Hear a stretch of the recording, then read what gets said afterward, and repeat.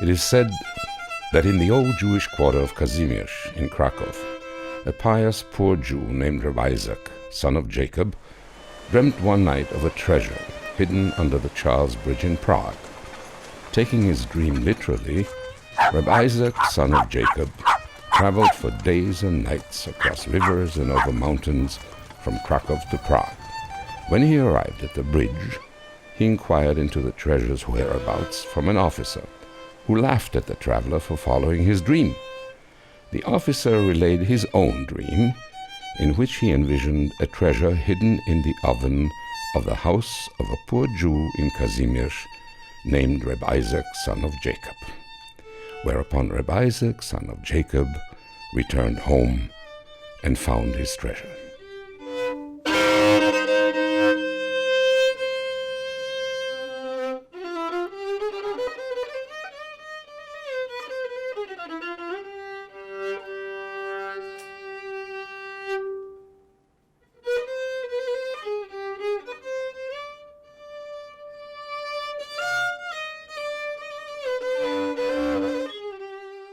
There is a treasure here, certainly. And Krakow is one of the focal points where you can find this treasure more easily than you can find it elsewhere, because here it's very concentrated. Decades after the Holocaust and communism purged Jewish life from Krakow, the treasure of that community's spiritual past has an opportunity to be rekindled. For 8 days every summer at the Jewish Culture Festival in Krakow, musicians and artists from around the world make pilgrimage to the former Jewish quarter of Kazimierz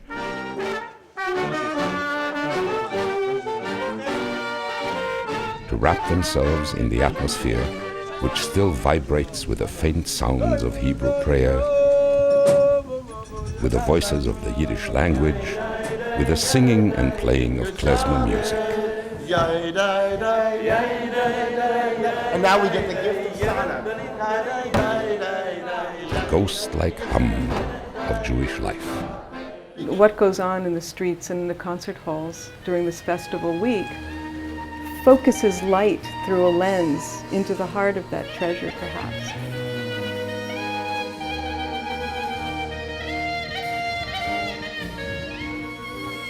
So you can look at it more closely, and then it is, explodes into the hearts of people because it's illuminated. And I think this is the feeling that many people have when they're here.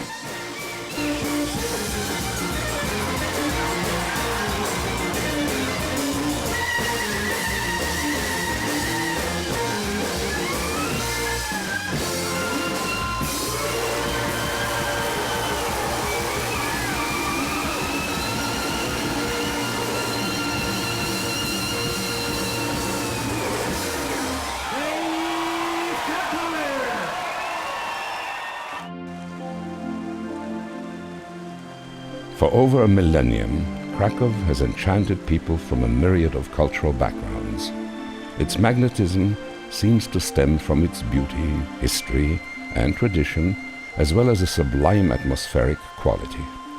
A city of legends, local mystics maintain that Krakow sits on an energy vortex created by a primordial god who cast 7 metaphysical stones to earth. According to believers, one stone found its destination below the site, which later became the Sengerian underground chapel at Wawel Castle. The stone is thought to have infused the city with its unmitigated flow of energy. The Chinese have a word for this, feng shui. There's a kind of, everything seems in balance here.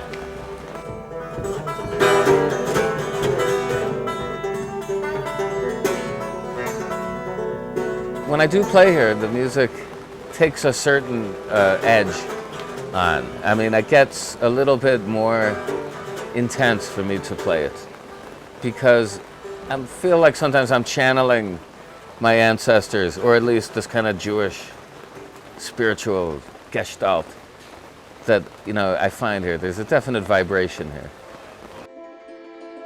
The oldest reference to Krakow dates from the years 965-66, when a Jewish merchant from Spain mentioned the city in his travel notes. In 1320, Krakow, sitting in the heart of the region of Galicia, became the capital of Poland. During that same period, Jews were expelled from Western Europe.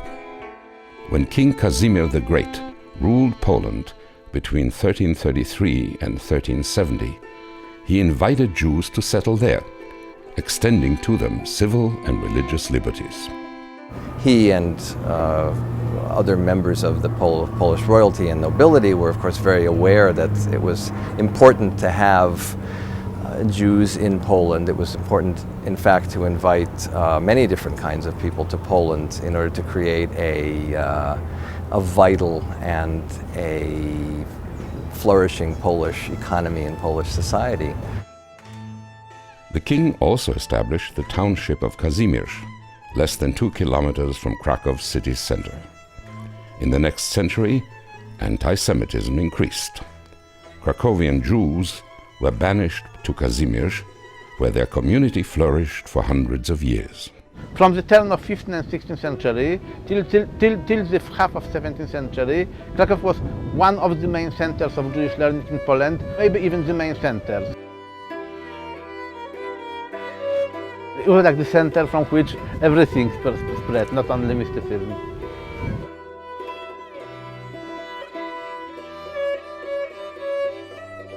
As residential restrictions were abolished in the 19th century, many Jews assimilated into the larger culture, migrating closer to the city center.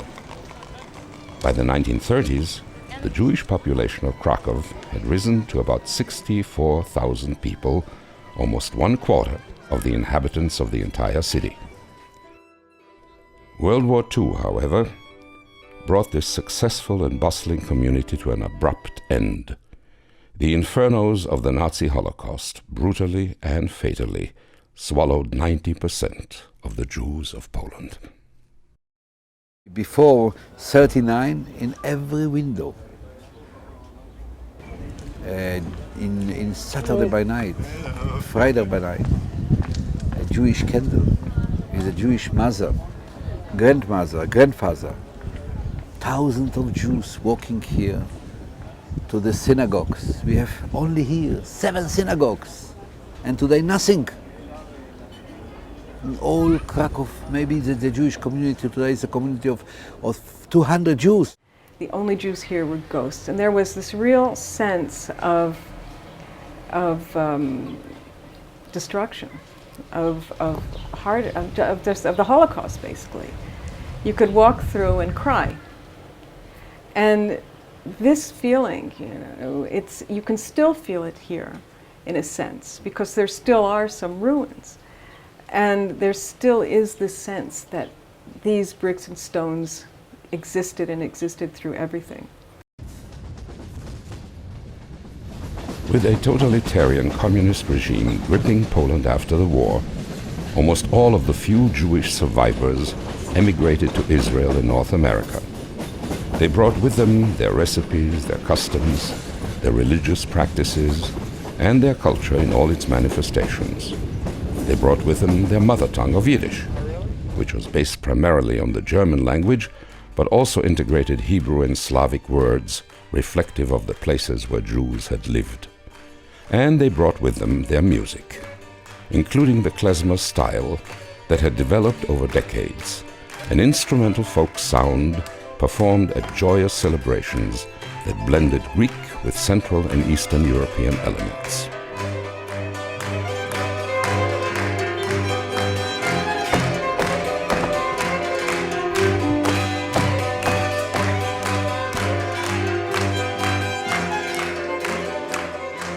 The music came to America, Yiddish culture came to America. Because of the Holocaust, this remained the largest community, the largest reservoir of Yiddish culture and of Yiddish music. There began to be a revival here in the 1970s of the music, and in general, I would say, a kind of renewal of Yiddish culture, which then was brought back to Europe by the likes of myself and my colleagues in the klezmer world. In 1988, a year before communism collapsed in Poland, the Jewish Culture Festival in Krakow was born to give voice to the Jewish culture that Hitler and 5 decades of communism had sought to decimate.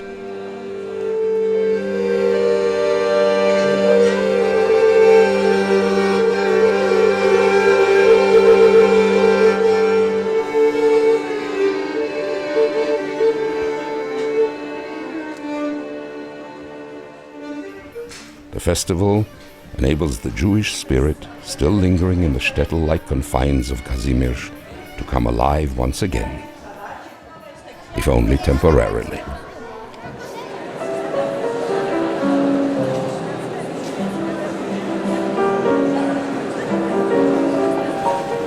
Jesteśmy z Jerusalem, jesteśmy z Nowego Jorku, jesteśmy z Krakowa. We come from Jerusalem, we come from New York, we come from Krakow. I w tym szczególnym sensie to Kraków jest dzisiaj centrum naszego świata. And in this very particular sense of the word, it is Krakow tonight that is the center of our world.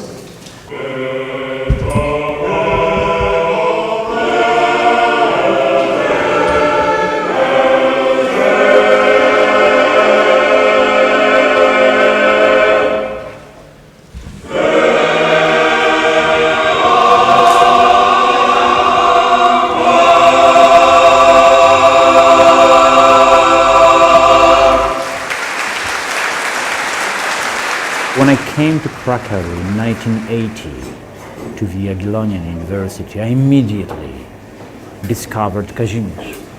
I was full of a fascination of this world. I don't know why. Sometimes you don't know why are you doing what are you doing. You just feel that you have to do. And I wanted to share this fascination with the other people. And it was the beginning of the first Jewish festival in Krakow. Benzin, this is Minister of Culture of Poland. Nice to meet you. A great benzin dealer. This is Jakob Molson. This is Danny Gilgar, musical manager. When I got in, I prepared the food for the guys for Shabbos. I made the cholent and the chicken soup and the kneidlach and everything. And then we went to shul.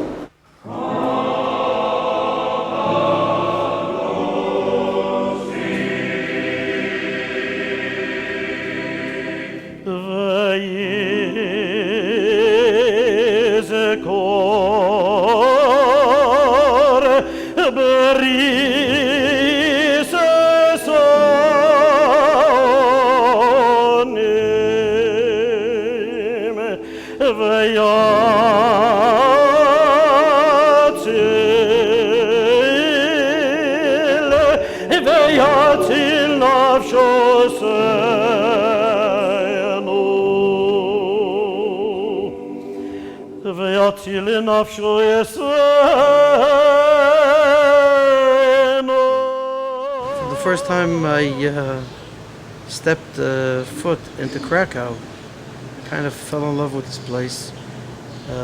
Probably mainly because of its history, and also because my family comes from this part of the world, and I feel that there was a lot lost over here and a lot can be brought back somehow of our traditions and our culture.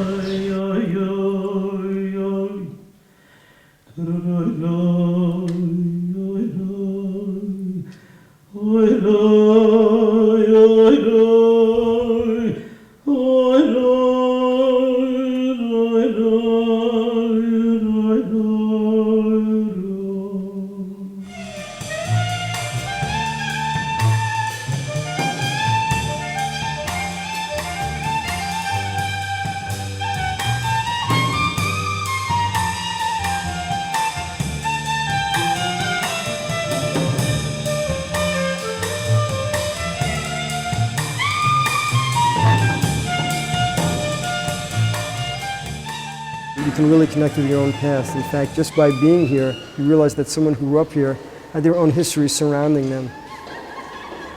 There's also a particularly on Shabbos, an incredible energy of holiness and kedusha and sweetness because of the great tzaddikim who were buried here. You can actually feel their presence and their holiness enhancing the Shabbos. It's very, very special. If you're sensitive to it, you can experience it.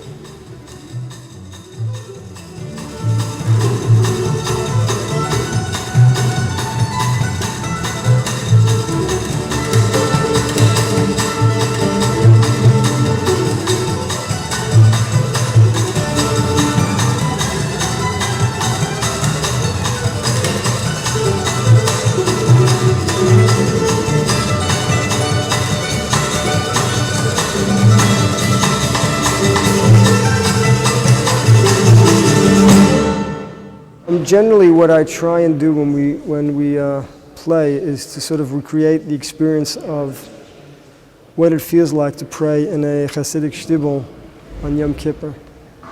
Many of the songs that we play are songs that I actually sing in shul, so they're songs that I live. They're part of my life, part of my family's life.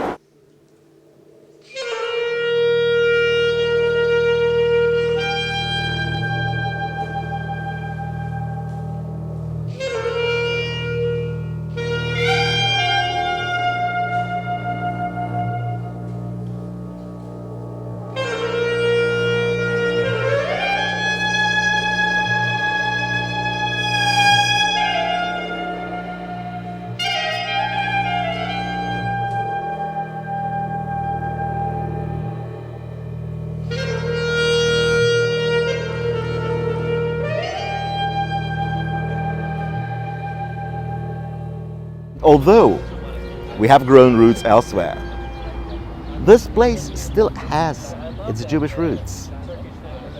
The walls you see around, okay? The cobblestones on which you walk. All this is part not only of our history. History is something that's dead, okay? It's part of our marrow.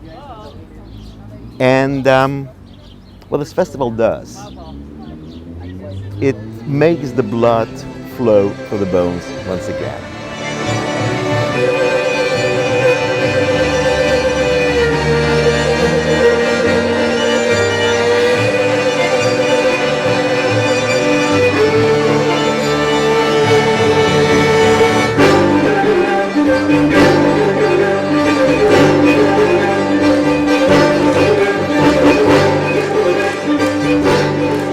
While the most pronounced form of Jewish music performed at the Jewish Culture Festival in Krakow is klezmer, a variety of other styles are also featured, including cantorial chanting,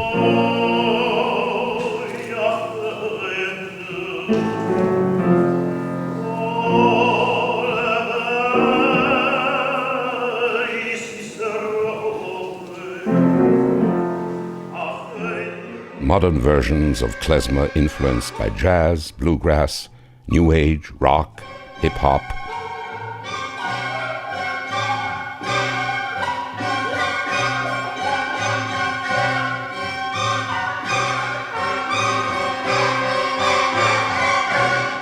and dance music. And go, and left, and 1, 2, 3, and back, and 2, and 1, 2, 3, go right, and left, 1, 2, 3, and back, and now 8 to the right, 1, 2, 3, 4, 5.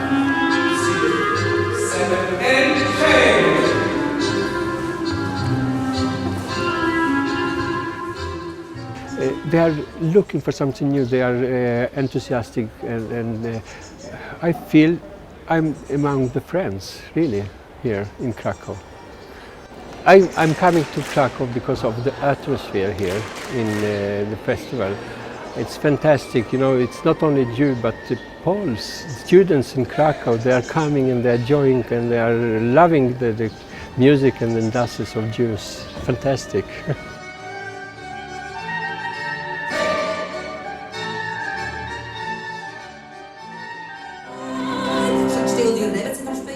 Shut Many old-time Yiddish songs are performed by Krakowian Jewish musician Leopold Kozlowski.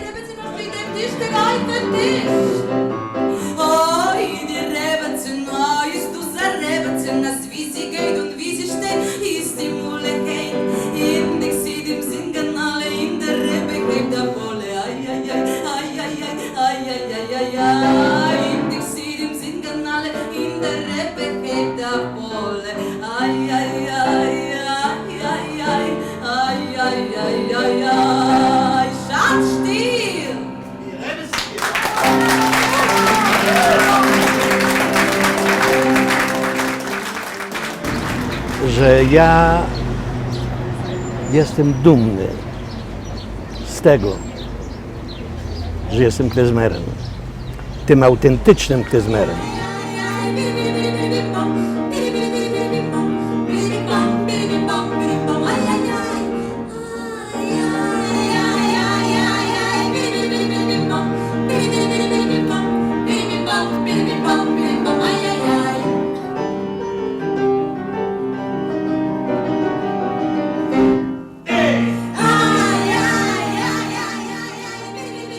Bo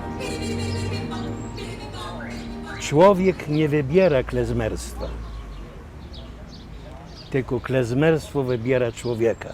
I to klezmerstwo mnie wybrało. Dus is voor bestaan, dus is glinen, dus is voor moeren. Right, it's Cosmopolitan. It's Glina, it's all the places from where he comes from. Dus to nie ma wydziwiania. You know, he knew Heschel's when he was a kid. Yeah, you know, so. that's right. Nie wydziwiasz, nie robisz cudów. Yeah. W harmonii, seksty, nonny, szmony. We're not putting all sorts of sixths and schmicks and ninths and schmints into the harmony. This is the real thing, just the way the Jews played at weddings. Ganz van ik als minister gesessen, aber gemeint, als ich 7 Uhr When I was sitting here, I felt like I was 7 years old again at a wedding in Pomyślane. Yeah. In Hes, lo spiel Sade gere Husel le kommen der Rabitzik von Czernowitz.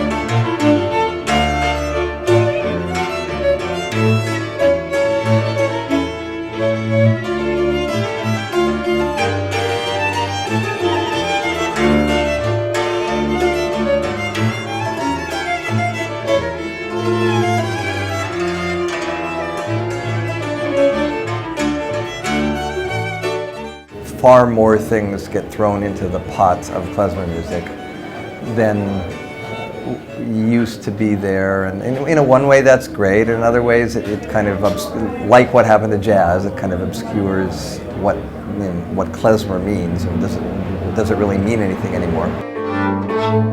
That's good.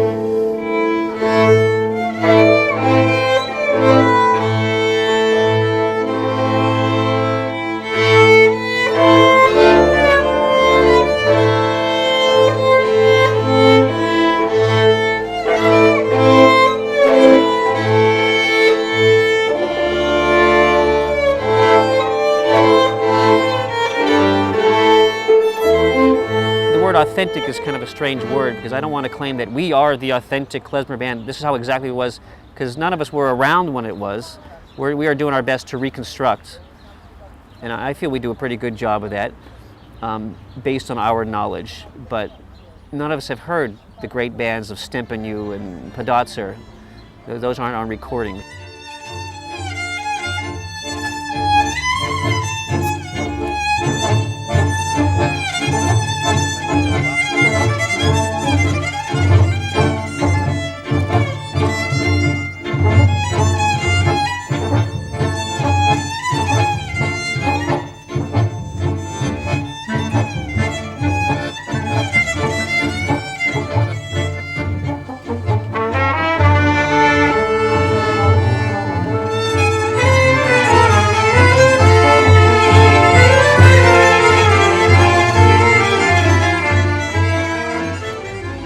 I think the idea of recreating the music how it might have been is something very respectful and an endless task. It's a life's work, I guess you could say.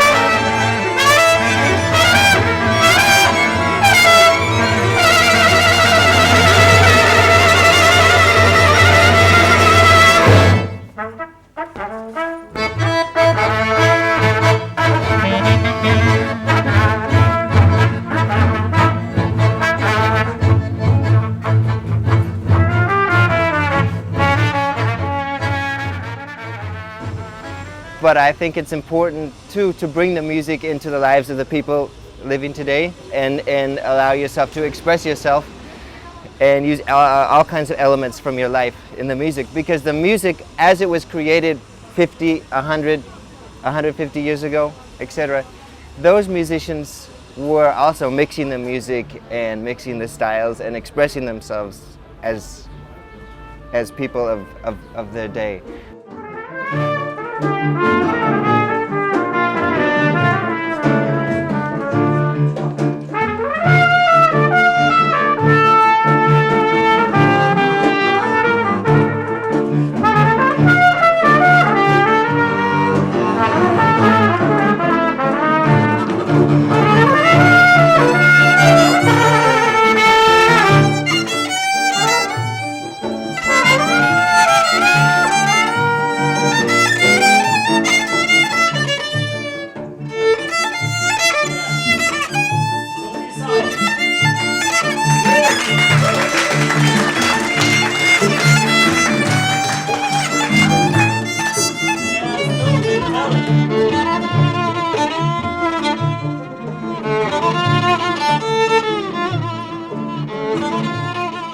You know, there is something really amazing about the public here and about the environment that makes it really exciting to make music here. And I think particularly, you know, in some of the more intimate settings that we've been making music this week, you know, where I think, you know, there's a tendency sometimes when people listen to klezmer music to just kind of go wild and get really overexcited, and the crowd get overexcited, the band plays louder, the band plays faster, the crowd dance faster, and it all gets like really, like before long it's kind of really out of hand. But you know, some of this kind of intimate klezmer duo stuff we've been doing has been really great because, you know, the crowd have been going with us on this kind of journey of just listening to the sort of exploration of kind of, you know, Jewish themes and sort of like what that music means to those of us that are playing, and it's been really, really exciting.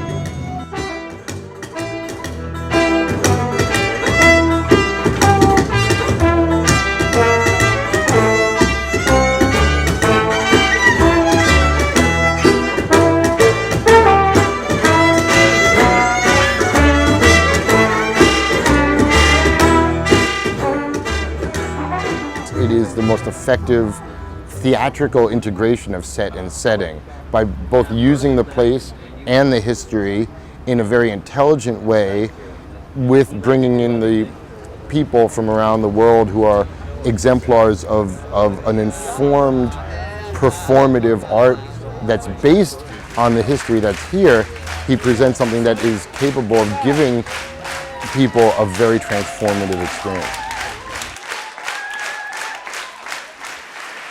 And ladies and gentlemen, it's a great honor to present you with special guest from New York City, Mr. Frank London.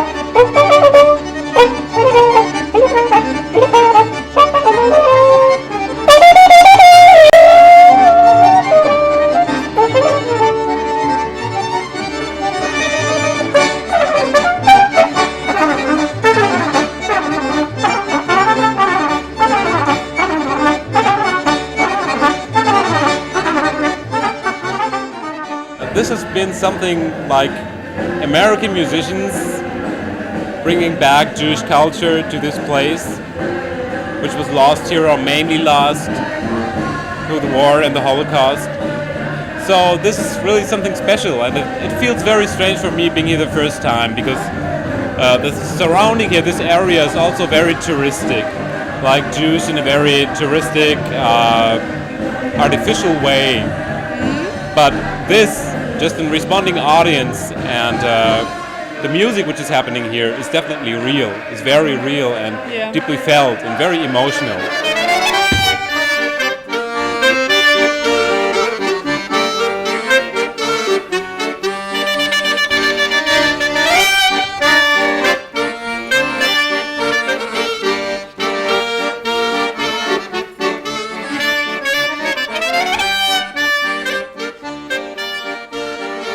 Here in Krakow, so much goes on during the festival week. You come to Kazimierz and you see all of these cafes, all of these dancers, all of these singers, all of these people sitting at the cafe, all of this Jewish or Judaic or what I call Jewish cultural products on display.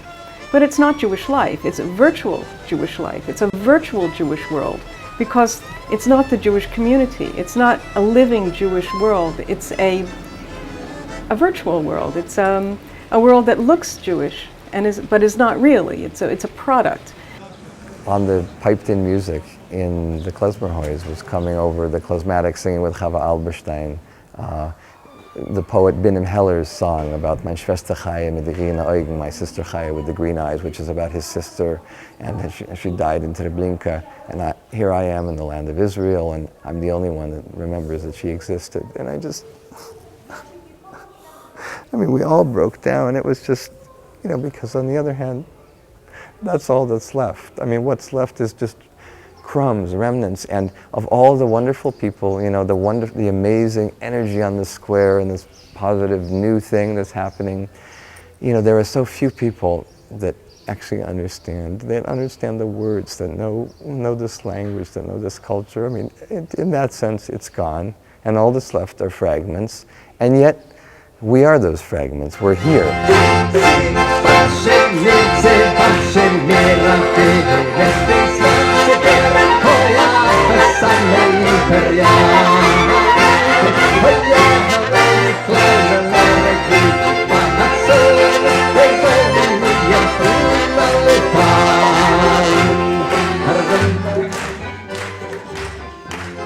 The performers are Jewish, but not the audience, not the organizers.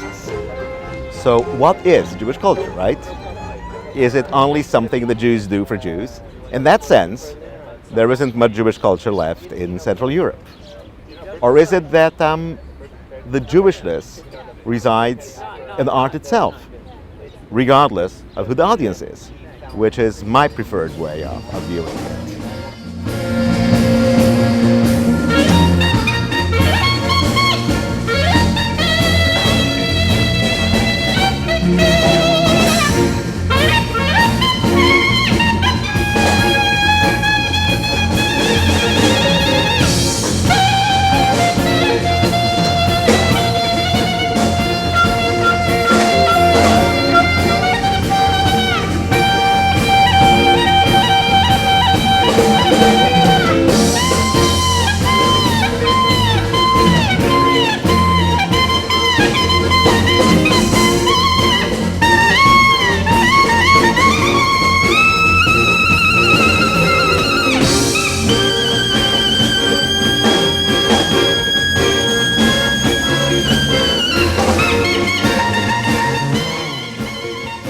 Here it's a very amazing connection with the audience, to see young people in their 20s dancing and going crazy and being wild and connecting in this true way. And I think it is that thing about connecting and wanting to find, this soul of Europe, this soul of Poland that was wiped out. The Jewish culture was developed here, linked with a linkage to the Polish culture. We are with a typical Polish, Jewish word about the Jewish, typical for the Jewish kitchen, chulent. It was a chulent. The Polish and Jewish culture was one chulent. We can find many elements of Jewish typical culture, Jewish paints, Jewish music here in Poland as a part of the Polish culture today, and vice versa, the same in our culture, in Israel, in every part of the world. A cholent is a traditional Jewish stew made with beans and beef and barley and potatoes, mixed with a little bit of whatever the local geography might have produced. Inextricably simmering together for a longer time and with a greater variety of flavors than any other dish in the kitchen of Polish and Jewish life, the chefs and consumers of the two cultures seem to have always found ways of adopting the recipes and ingredients of the other. In Krakow, for 8 days a year, they still do.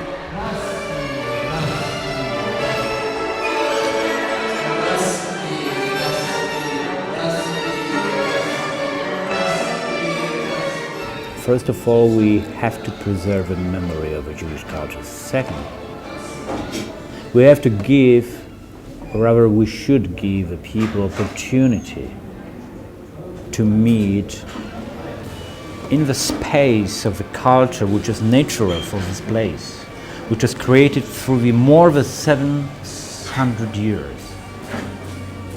Because I strongly believe that when people can meet together and accept each other, so they can build this strange world called Shalom.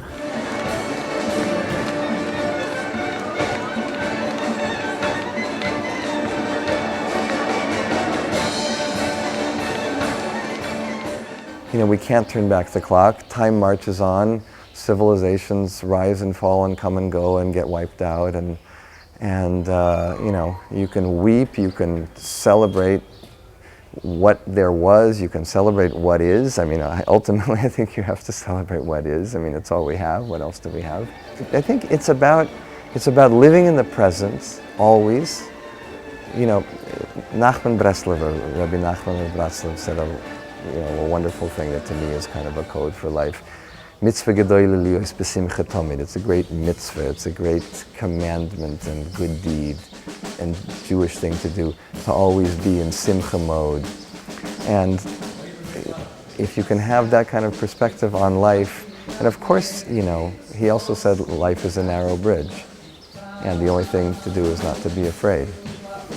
And so we have to go forward across that bridge, and yet we do it singing and dancing for some of us that are able to do that.